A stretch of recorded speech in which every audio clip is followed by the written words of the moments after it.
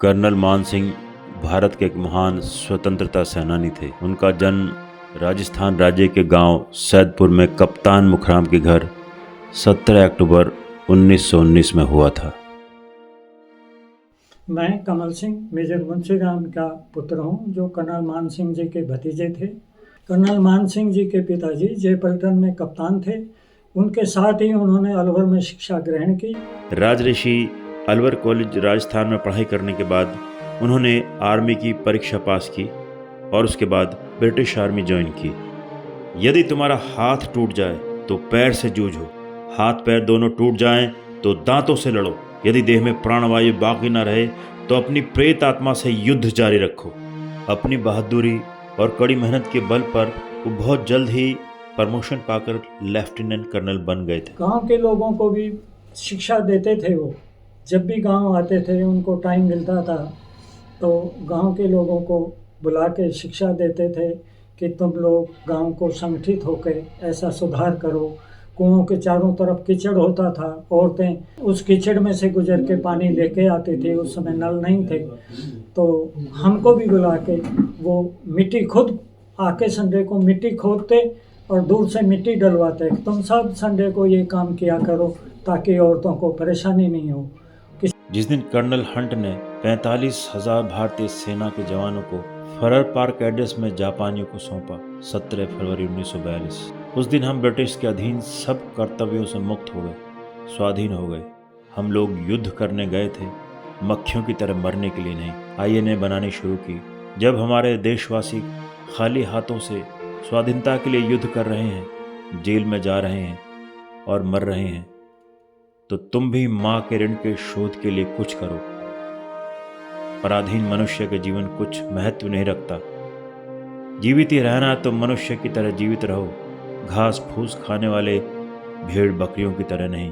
Colonel मान सिंह की diary से।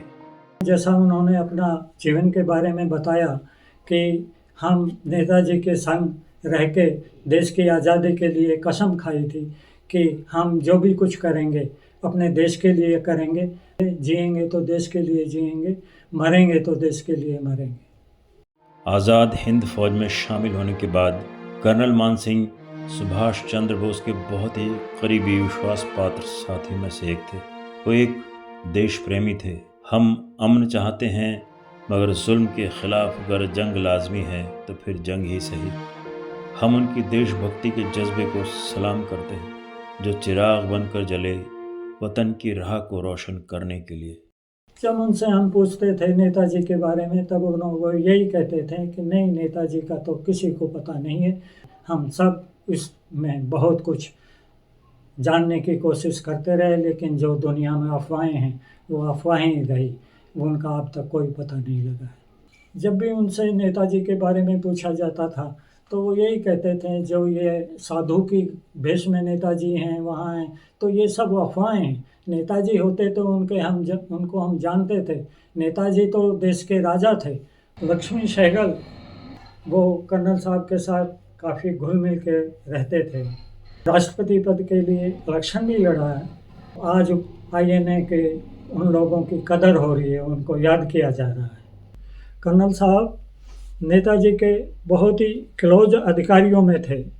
जो भी कोई सलाह करते थे नेताजी, तो सारा उनका ग्रुप होता था। शहनवाज खान, लक्ष्मी सहगल, कर्नल मान सिंह जी, जितने भी बड़े बड़े अधिकारी थे उनके नेताजी के, उनसे सलाह करके ही वो अपना स्टेप लेते थे, कदम लेते थे। जब आईएनए के सारे अधिकारियों को ब्रिटिश गवर्नमेंट ने कैद कर लिया था, तो कर्नल साहब और उनके सैनिकों को लाल किला बंद किया था।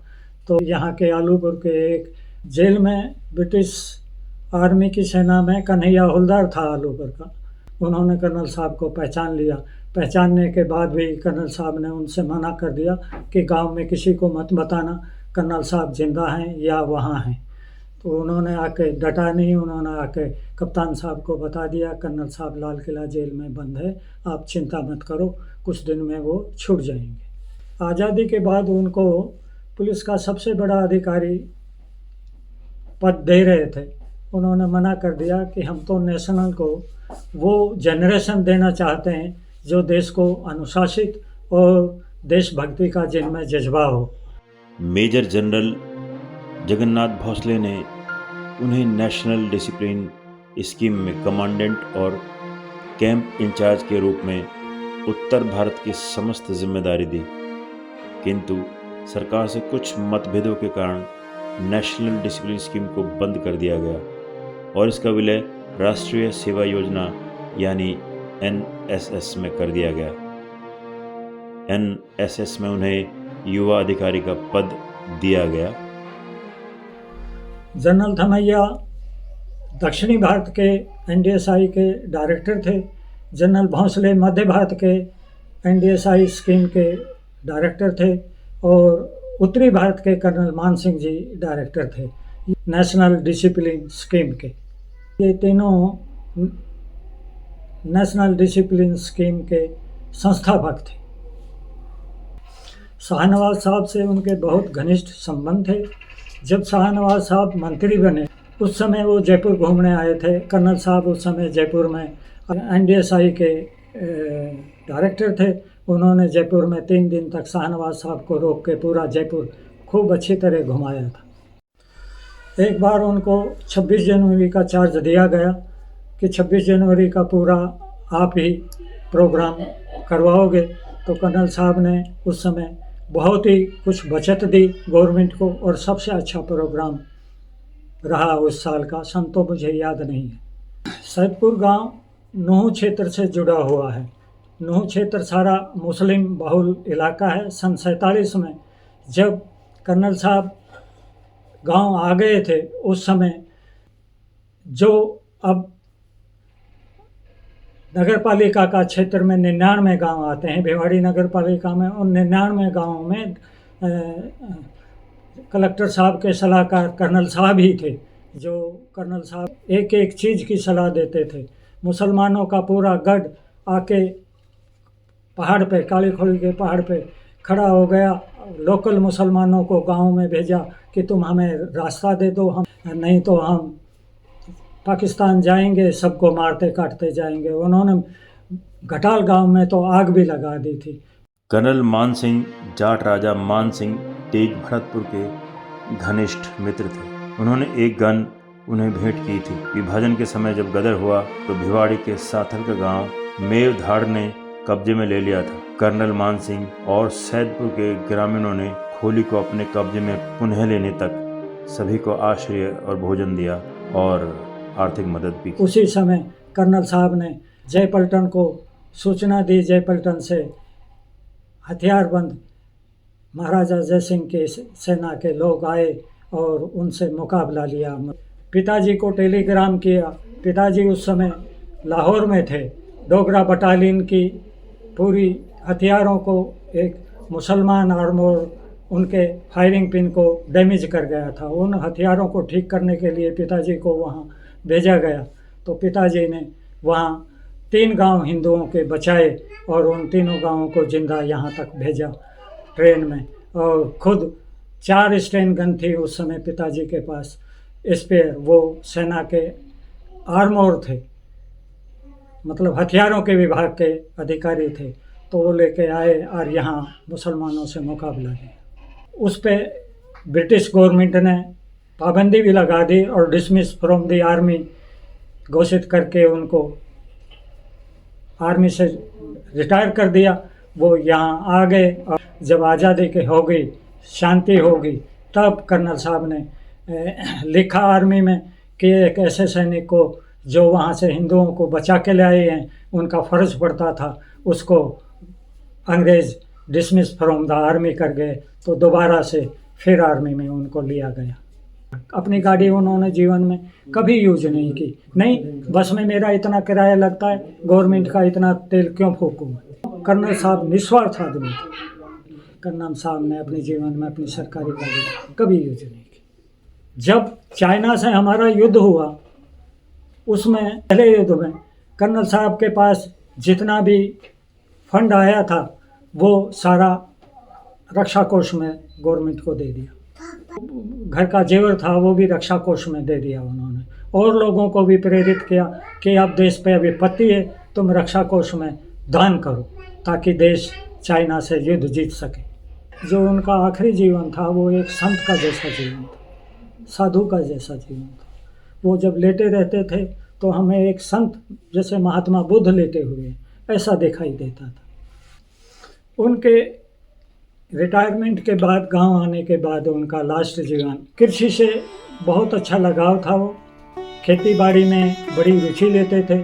छोटी छोटी उनकी आदतों से हमें भी बड़ी शिक्षाएं मिलती थी।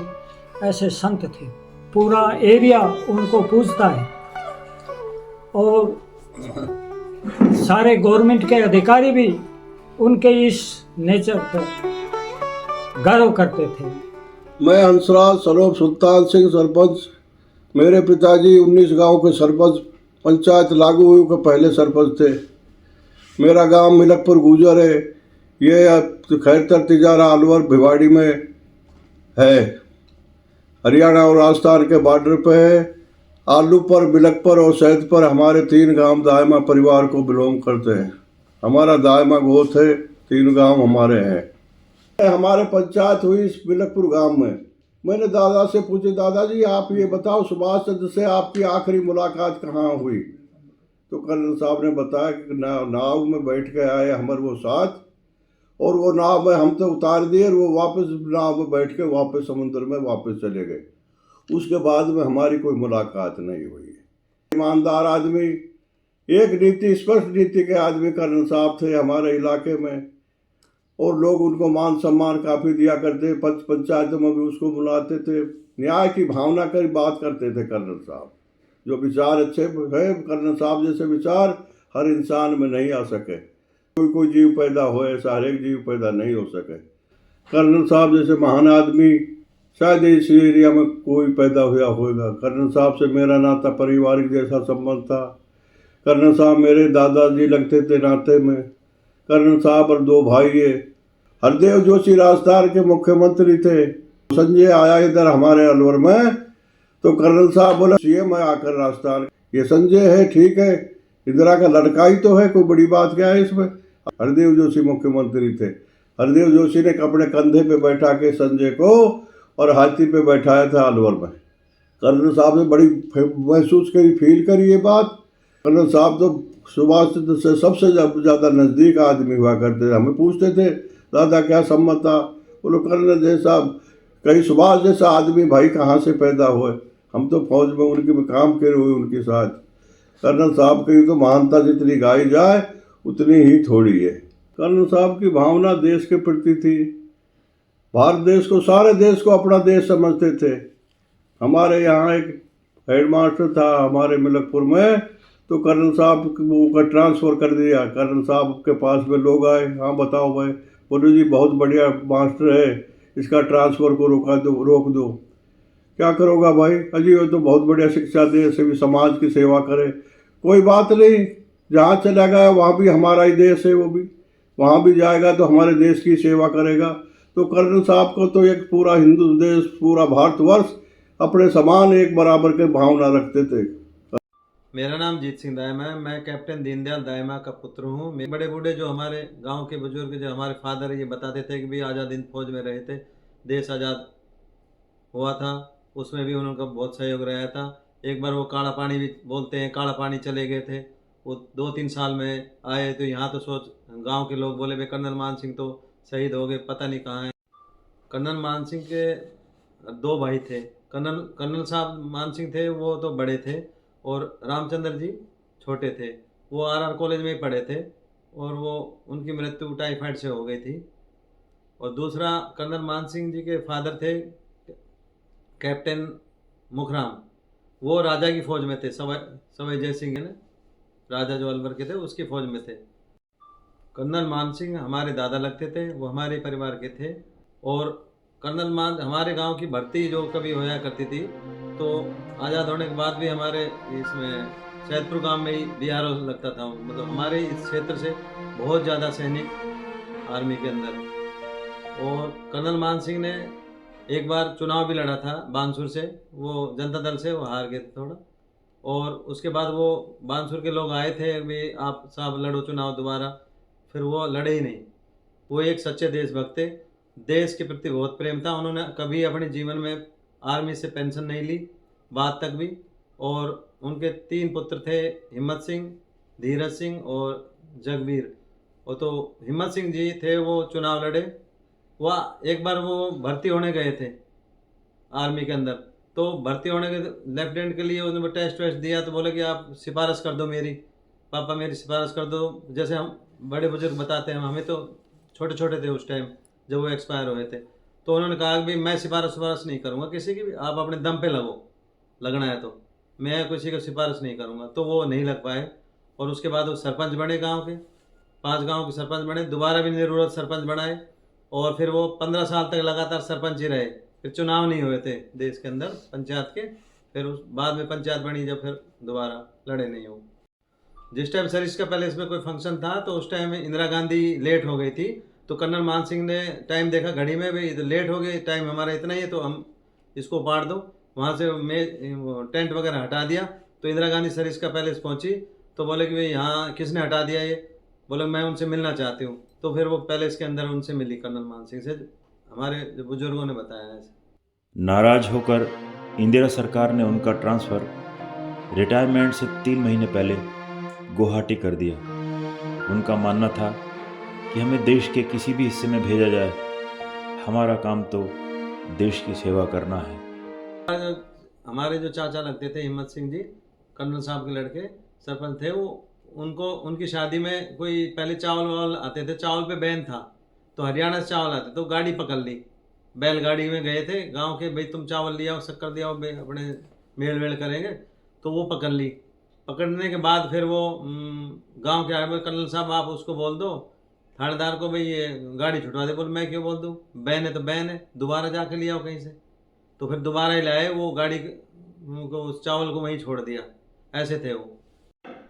तो जो हमारे दादा कर्नल मान सिंह थे, वो बहुत ही देशभक्त थे, वो सुभाष चंद्र बोस के साथ कंधे से कंधा मिला के रहे थे। और हमारे क्षेत्र के अंदर जो भी आर्मी में लगे उस टाइम, जो भी भर्ती हुए, चाहे वो 8th क्लास में हो या 10th पास हो, वो उन्हीं की भावना से ही आर्मी में गए, और वो एक सच्चे सिपाही थे, देश के प्रति प्रेम था उनका। मेरा नाम जगजीत है, मैं कर्नल मान सिंह जी का पोता हूँ। मेरे साथ एक घटना आज से 6-7 साल पहले हुई थी। मैं जखोपुर जो तिजारा में पढ़ता है वहाँ पोस्टेड था, और मेरे पड़ोस के स्कूल में एक टीचर थे अनिल यादव, जो किसी कारणवश छुट्टी पे चले गए। उनकी जगह पर मुझे उस विद्यालय में लगा दिया गया। तो मुझे आस पड़ोस का पता चला और किसी ने मुझे बताया कि पड़ोस में ना गुजर का खेत है, आप उनसे मिलो, आप ही कम्युनिटी के हैं। तो मैं और मेरे एक साथी टीचर जो वहाँ काफ़ी दिनों से पोस्टेड था, वो मुझे ले गया उसके पास, और उन्होंने मेरा परिचय पूछा पहले। तो जिस हिसाब से टोन में बात कर रहे थे बहुत दबंग थे, तो मैंने बताया कि भाई मैं भी भिवाड़ी से हूँ। वो कह रहे मैं भी भिवाड़ी से हूँ और मैं भिवाड़ी के जेलदार के परिवार से हूँ। तो उन्होंने पूछा आप किस परिवार से, तो मैंने उनको पहले अपने बताया कि मैं हिम्मत सिंह सरपंच के परिवार से हूँ। तो उनको समझ में नहीं, क्योंकि काफ़ी दिनों पहले वो निकल गए थे भिवाड़ी से। फिर उनका आपके दादाजी का नाम बताओ, तो मैंने उन्हें अपने दादाजी का नाम बताया कि मान सिंह जी। कि कौन मान सिंह, तो मैंने बताया कर्नल मान सिंह। इतना ही उसने सुना था और उनकी आंखों में आंसू आने लग गए कि आप कर्नल मान सिंह के पोते हो, और हाथ जोड़ के मेरे सामने खड़े हो गए। मैंने कहा क्या हुआ, तो उन्होंने बताया कि हम है ना जब बहुत छोटे थे, लगभग 7-8 साल 10 साल के, तो मैं और मेरा एक दोस्त भिवाड़ी गांव से भागकर जयपुर भाग गए बस में बैठकर। तो यहाँ से किसी ने बेरा भेजा कि भाई 2 बच्चे गायब हो गए भिवाड़ी के जयपुर। उस समय कर्नल जी की, मान सिंह जी की ड्यूटी जयपुर में थी, तो उनके पास ये समाचार पहुंचा कि 2 बच्चे भिवाड़ी गांव के भागे हुए हैं और वो जयपुर आए। तो उन्होंने उनको जयपुर ढूंढा, उनको पकड़ा, उनको बहुत प्यार से समझाया, पूरा जयपुर घुमाया और उनको समझाया कि बेटा ऐसे नहीं, आप पढ़ाई लिखाई करो, आप मेहनत करो। और 3-4 दिन के बाद उनको वापस भेजा घर। और वो कह रहा मैं हूँ वो बुजुर्ग जो 5-7 साल का था जब मैं यहाँ से, 10 साल का था तब मैं यहाँ से चला गया था। और ऐसे बड़े आदमी थे जो हमें समझा। आज उनकी समझ की बदौलत आज मैंने इतनी सारी ज़मीन यहाँ खरीदी है। मेरे पास यहाँ 50-100 बीघा ज़मीन है और इतनी ही ज़मीन मेरे भिवाड़ी में भी है जो मेरे भाई वगैरह रहते हैं उस ज़मीन में। और ये ऐसी कई घटनाएं मेरे साथ हो चुकी हैं। जब भी मैं अपना परिचय देता हूँ तो और बड़े ही महान व्यक्तित्व थे, तो ये सारी चीज़ें मेरे साथ वर्तमान में भी घटित हो रही हैं। कर्नल साहब जो पहला चुनाव विधानसभा का बानसूर से लड़े तो वो किसी जाति विशेष की वजह से नहीं, एक उन्होंने किसानों को एकजुट किया। किसी कारणवश वो कुछ 60-70 वोटों से कितने से हारे, लेकिन उन्हीं की बदौलत जो हमारे जगत दायमा जी हैं वो मंत्री रहे राजस्थान सरकार में, उन्हीं की बदौलत वो किसानों को एकजुट कर पाए, सभी जातियों को जोड़ पाए और राजस्थान में किसानों के एक नेता के रूप में उभरे। कर्नल साहब ने किसी जाति विशेष को ज़्यादा महत्व न देते हुए देश के लिए, देश को सर्वप्रथम माना। उन्होंने अपना, जब चीन भारत युद्ध 1962 में भारतीय सैनिक जूतों की वजह से नहीं लड़ पाए थे, तो कर्नल साहब ने अपनी सारी जमा पूंजी जो भी घर में थी वो प्रधानमंत्री कोष में दान की। और जब मोरारजी देसाई जी की पहली सरकार आई जनसंघ की, तो उसका जो जनसंघ के संस्थापक सदस्यों में से कर्नल साहब का मानना था कि मेरे लिए देश ही सबसे बड़ा है और जो भी मैंने आज तक किया है मुझे इसका क्रेडिट नहीं चाहिए, मुझे जो भी कुछ किया है देश के लिए किया है। और उनको जो ज़मीन मिली थी 16 बीघा राज्य सरकार की तरफ से, वो और जो भी क्रेडिट था उन्होंने कोई क्रेडिट नहीं लिया और उनका मानना था कि मेरे नाम मुझे नहीं करना है, मुझे देश का नाम करना है। ज़मीन वापस कर दी, उन्होंने लिख के दे दिया कि ये ज़मीन मुझे नहीं चाहिए। सर मेरा नाम ब्रह्मपाल है और मुझे ब्रह्म के नाम से गांव में जानते हैं। जगजीत जो कर्नल मान सिंह जी के पोते हैं वो मेरे फ्रेंड हैं, कज़िन हैं, तो हम मोस्टली साथ ही रहते हैं। और मैं इन्फोसिस गुड़गांव में काम करता हूँ। और कर्नल साहब के बारे में बताऊँ तो कर्नल साहब one of the most important person थे आज़ाद हिंद फौज के। हमने बहुत किस्से सुने हैं, जो भी सुने हैं हम मिल तो नहीं पाए, हमारा दुर्भाग्य है कि वो हमारे टाइम पर रहे नहीं, बट जो सुने हैं कि वो एकदम राइट हैंड थे नेताजी के आज़ाद हिंद फौज में। One of the most important person को लोग भूल चुके हैं अब। मेरा नाम महरचंद है, मैं कर्नल साहब का भतीजा लगता हूँ। मैं ब्रिटिश हाई कमिश्नर में नौकरी करता था, वो CRP में करते थे दिल्ली में।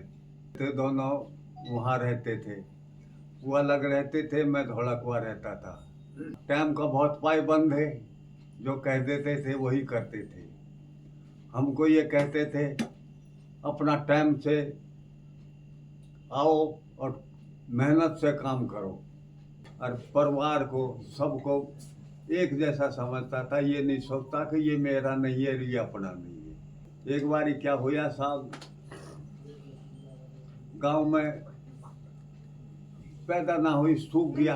कहने लगा साहब इधर से वो लाएंगे ढोरों के लिए चारा, चिट्ठी बना दो। उनने चिट्ठी बना दी, कहने लगा ले आओ। गाड़ी बैल ले गए, वहाँ टपूकड़े रोक लिए। कहने लगा भाई कर्नल साहब के वहाँ जा रहे हैं गाँव में और उनका आदमी है हम। तो उस चिट्ठी दिखाई, उन्होंने छोड़ दिया। अब ठीक है जाओ। सबकी मदद करता था, सबके बारे में बहुत अच्छी सोचता था। मेरा नाम धर्मवीर दायमा है, मैं भिवाड़ी सैदपुर से हूँ। कर्नल मान सिंह जी मेरे दादाजी थे, उनका पोता हूँ।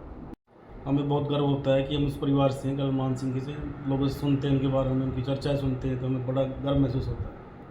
तो लोग सुनते हैं सुभाष चंद्र बोस के साथ में रहे, बहुत बड़ी बात है। उनके साथ हमारे गाँव ही नहीं है, गाँव के आसपास क्षेत्र में कहीं और जाते हैं तो उनके बारे में चर्चा चलती है।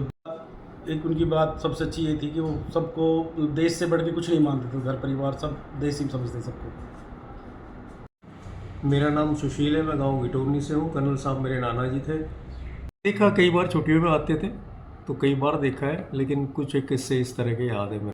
हाँ, बचपन में हम यहाँ सैदपुर आते थे छुट्टियों में, तब मुलाकात होती थी नाना जी से। मेरा नाम धर्मपाल है, मैं इंडियन आर्मी में हवलदार की पोस्ट पे रिटायर होकर आया हूँ।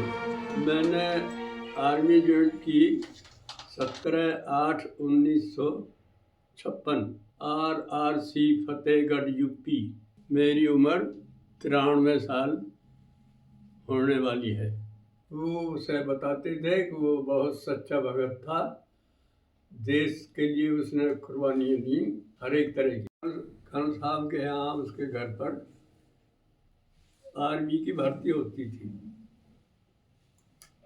उसमें मैं भी गया था, लेकिन सेलेक्ट नहीं हो सका। बाद में मेरा सिलेक्शन कुछ दिन बाद, 2 महीने 4 महीने बाद फिर दोबारा सिलेक्शन हुआ और मैं फतेहगढ़ यूपी चला गया। सर जी, मैं रविंद्र लोहिया गिटौनी गांव से रहने वाला हूँ। एक्चुअली कर्नल मान सिंह जी मेरी मम्मी की बुआ के बेटे थे, मेरे मामा लगते थे। मेरी मदर की जो माता जी थी वो छोटी सी को छोड़ के एक्सपायर होगी, तो उन्होंने ही पाला मम्मी को, और वहीं पे सैदपुर में ही कर्नल साहब की मम्मी ने हमारी मम्मी को पाल के बड़ा किया। वहीं से शादी होकर आई हमारी मम्मी, तो मेरा वहाँ बहुत ज़्यादा आना जाना रहा उनसे तत्व में। कर्नल मान सिंह जी के बारे में बताते थे वहाँ लोग कि जब वो रिटायर होके आए आर्मी से, तो उनके फादर बड़े रिच थे और उन्होंने गांव की मैक्सिमम ज़मीनें जो उनके पास गिरवी रखी थी, उनके पेपर सारे सब लोगों को बुलाकर पंचायत में और वापस कर दिए बिना किसी 1 रुपया लिए। किसी भी से 1 भी रुपया किसी आदमी से नहीं लिया, सब ज़मीनें सबकी वापस कर दी। कर्नल साहब निस्वार्थ काम करते थे, कभी भी उन्होंने पैसे के लिए या किसी लालच के लिए कोई काम नहीं किया। ऐसे लोग कम ही पैदा होते हैं इस धरती पे, इस तरह की सोच वाले लोग। लालच के लिए तो सभी धरती पे आते हैं, काम करते हैं, लेकिन वो निस्वार्थ और इतना बड़ा काम करना मेरे लिए तो एक भगवान के स्वरूप था। सुभाष चंद्र बोस आईएनए के सभी अफसरों, सैनिकों, भारत के 3 प्रधानमंत्रियों, मुख्यमंत्री, मंत्री, राजाओं जैसे अनेकों लोगों के साथ उनकी मित्रता एवं घनिष्ठ संबंध रहे, लेकिन व्यक्तिगत स्वार्थ में उनका विश्वास नहीं था। वो सभी देशवासियों को समान मानते थे। उनका पूरा जीवन अपने लिए नहीं, देश के लिए समर्पित था। मेरा पिताजी का नाम कर्नल मान सिंह, मेरा नाम कमला। हम 5 भाई बहन थे। सबसे बड़ी मैं, फिर हिम्मत, फिर धीरज, फिर शीला, फिर जगवीर। मेरे पिताजी खेत में काम कर रहे थे, उनमें देख रहे थे, वो पानी बढ़ा रहे ना उनको, और तो वो भट्ट में शीशे डाल रहे थे। उन्हें सांप दिखाई दिया, उस सांप ने उनको काट लिया। उनसे बोले आओ खाना खा लो, फिर तुम्हारे लिए शाम का खाना नहीं मिलेगा। वह बोला क्यों साहब ऐसा क्यों? नहीं आप खाना खाओ। उन्होंने खाना खाया, खाना खा के बोले अब मेरे को तो घर जाना है। फिर घर आ गए। उस समय डॉक्टर दुआ थे धारूहेड़ा में, वहाँ उनको लेके गया। डॉक्टर दुआ ने कहा साहब इसका इंजेक्शन तो आपको सफदरजंग या मेडिकल में ही मिल सकता है, आप मेरी गाड़ी ले जाओ, तुरंत जाओ। उन्होंने वहीं तुरंत बेड को खोल दिया, जैसे बेड बांध रखा था, बेड को खोल दिया कि नहीं मेरा तो अब आखिरी टाइम आ गया, मुझे ऐसा अवसर नहीं खोना चाहिए। अब मुझे ऐसा अवसर मिला है तो मुझे क्यों नहीं इस अवसर को स्वीकार करना चाहिए। सारा गांव उनके पास बैठा रहा, हम उनके पास बैठे थे। हम ज़बरदस्ती उनको मेडिकल ले जाना चाहते थे, लेकिन अपने गीता के उपदेशों में हमको ऐसे उलझाए रखा लास्ट टाइम तक। लास्ट टाइम पे जैसे अपने देसी इलाज करने वाले आते हैं तो उन्होंने उनका इलाज शुरू किया और वो नीचे बैठ गए। तब उनका कंठ सबसे पहले तो उन्होंने अपनी माँ से आके कहा माँ तुम बैठी रहो, मेरी गाड़ी आ गई है, मैं तो जाऊंगा। अब उन्होंने हिम्मत से अपने बेटे से कहा कि वहाँ मेरा उंगली रखो, और उन्होंने दिखना बंद हो गया था उंगली। उन्होंने अपना साइन किया, हथियारों के उस पर साइन किया कि इनके नाम, हिम्मत के नाम इनका लाइसेंस हो जाना चाहिए, उस पर साइन किया। आखिर में आके वो जैसे ही कंठ रुकने लगे, माने कहीं मेरे लिए तो कुछ बता मत, बोले नहीं 6 महीने बाद तेरे को आना है, मैं गाड़ी भेज दूँगा। ये मत करियो कि मेरा परिवार या मेरे घर है, बच्चे हैं, बच्चे की शादी है, तू गाड़ी में बैठियो और चली आइयो। मैं 6 महीना बाद चली गई। मैं कहने लगा चाचा ये नीम की डाली खा ले, कहने लगा और दिन खा लेता था, आज नहीं खाऊंगा मैं। वो क्यों? नुका नहीं, मुझे नए कपड़े पहनने, पुराने उतारने। आखिर में वो लेट गए। जब आखिरी टाइम तक उनका मुखमंडल इतना तेज चमक रहा था और लास्ट टाइम में लेटे लेटे उन्होंने यूं हाथ किए और यूं सलूट की जैसे आज़ाद हिंद के सेनानी सलूट करते हैं। 3 हिचकी ली, सबके नमस्ते करी और नार ढलक दी। कर्नल मानसिंह जैसे निस्वार्थ भाव से जीने वाले स्वतंत्रता सेनानी को हमारा कोटि कोटि प्रणाम। दिल से निकलेगी न मरकर भी वतन की उल्फत, मेरी मिट्टी से भी खुशबुए वफा आएगी।